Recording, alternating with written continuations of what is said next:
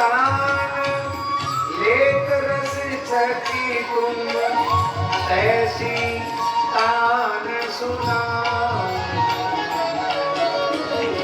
राग सुनी अनुराग विवश हुए ऐसो राग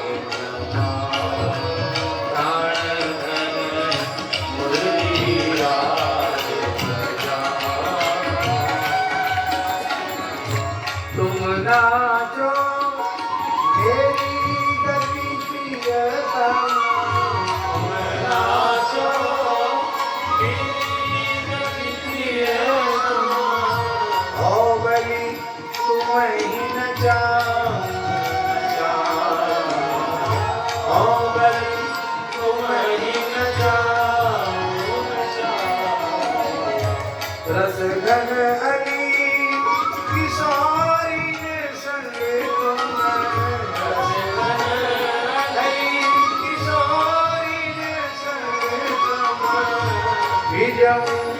रस बरसाऊं रस बरसाऊं मुरली बाज बजाऊं मुरली बाज बजाऊं।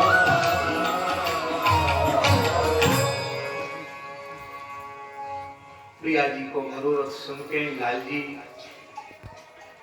बड़े हर्षित हुए और मंद मंद मुस्कुराए के बोलने लगे कि हे प्यारी जी, आपको मनोरथ तो बहुत ही सुंदर है और ये बांसुरी आपसे बजेगी नहीं। क्यों नहीं बजेगी? नहीं बजेगी। अब हमें समझ में पड़ी है, तुम याकू हमें देवो नहीं चाह रहे। इतना सुनती लाली सभी तो अरे आपने कहा कह रही, ये तो तुम्हारी ही है। जब मैं तुम्हारा हूं तो ये बांसुरी पराई कैसे हुई? ये तुम्हारी आपकी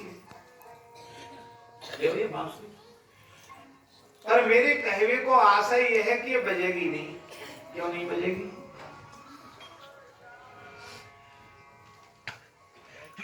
कहा मुंह पे बजाए वो नहीं आवेगो। देखो सामवेद मूल है, चतुर्वेद में महाराज जी सामवेद मूल है और उस सामवेद का जो मूल सामवेद से ही गांधर्व वेद प्रकट हुआ है। गांधर्व वेद उपवेद है, सामवेद मूल है। सामवेद से ही गांधर्व वेद प्रकट हुआ है, उपवेद, और उस गांधर्व वेद के अंतर्गत ही गायन वादन नृत्य जितने वाद्य हैं, जितने राग रागनी हैं, गाए वो बजाए वो नाच वो सब गांधर्व वेद के अंग हैं। और गांधर्व वेद जिससे उत्पन्न हुआ है वो सामवेद कहां से प्रकट है?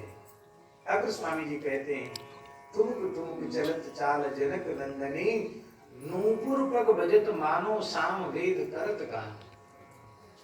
आपकी नूपुर की जो रणन है, ध्वनि है, उसी से सामवेद प्रकट होता है, उसी से गांधर्व वेद प्रकट होता है। जहां किशोरी जी के नूपुर से संपूर्ण संगीत प्रकट हो रहा है, सामवेद प्रकट हो रहा है, और सामवेद का उपवेद गांधर्व वेद प्रकट हो रहा है।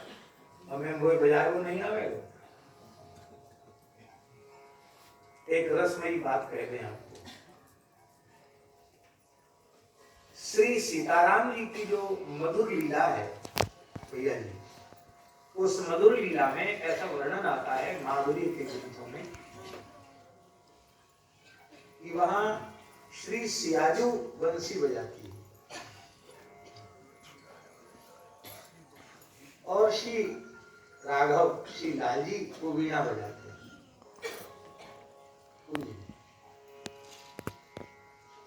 और यहाँ हमारी ब्रजलीला में श्री लालजी बांसुरी बजाते हैं और श्री प्रिया जी ऐसे ऐसे छंद ऐसे भाव हैं कि प्रिया जी वीणा बजा करके प्रीतम के गुण गुणावली का गान कर रही है कि नहीं? तो हमें तो ऐसा लगे कि अगला बदली है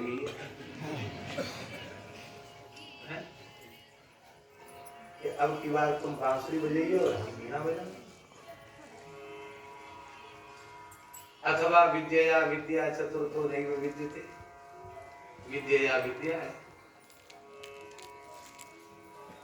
तो हमको क्यों नहीं आएगा बजाना? उसका रहस्य क्या है? बोले उसका रहस्य यही है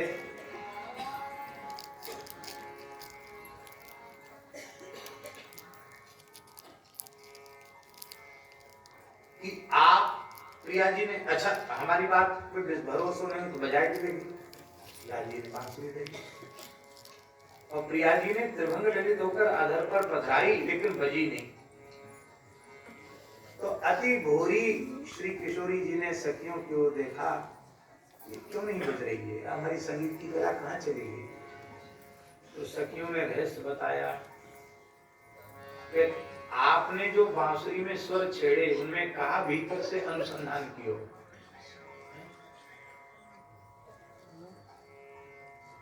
तो श्री जी ने कहा कि हम तो प्रियतम के नाम रूप गुण को गा रही थी। बोले बस यही तो बात है, ये वेणु जो है ना अनन्य है। कैसी अनन्य है? बोले इतनी अनन्य है, ये श्री राधा नाम रूप लीला को छोड़कर कोई दूसरा शब्द ही उच्चारण नहीं करती, अनन्य। बिन राधा यश बेन।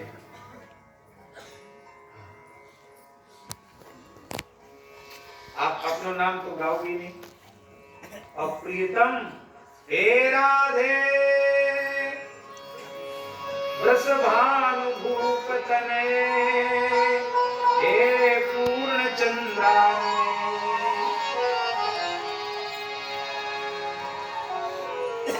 इत्यादि प्रकार से नाम ले करके बांसुरी में पुकारते हैं, सुनाते हैं, बजाते हैं। ये अनन्या है क्योंकि राधा चरण प्रधान हृदय अति सुदृढ़ उपासी। राधा चरण प्रधान हृदय अति सुदृढ़ उपासी। कुंज के संपत्ति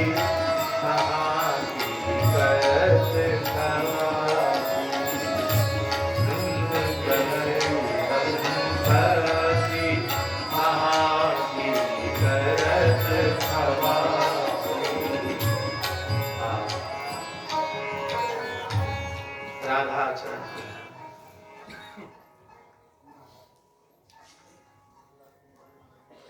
हाँ जी जी। प्राण प्रिय मुरली ले बजाओ, प्यासे श्रवण चात्र कन मेरे नाद सुधा दे जाओ। हे त्रिभंग रस अंग साभिनय धुप्पी अंग अनंग नचाओ। रूप अनूप अमीरस बरसो हरसो ही हरसाओ। अपनी सी मधुतान गान गति नृत्य जुगो ही सिखाओ। अपनी अली किशोर में गनी मेरो ही हो सियाओ। अपनी सखियों में हमारी भी बेइज्जती कर लो। लाल जी कह रहे हैं जब बंसी नहीं बजी तो श्री किशोर जी ने सखियों की ओर देखा, कहा ये बंसी क्यों नहीं बजे? श्री सहचरी ने, हितु सहचरी ने कान के निकट कहा कि तुम प्रीतम के नाम गाय रही हो इसलिए नहीं बज रही है। अब जैसे ही कहा कि तुम अपने ही नाम को गान, जैसे ही राधा नाम का गान किया, अब तो बांसुरी बड़ी सुंदर बज रही।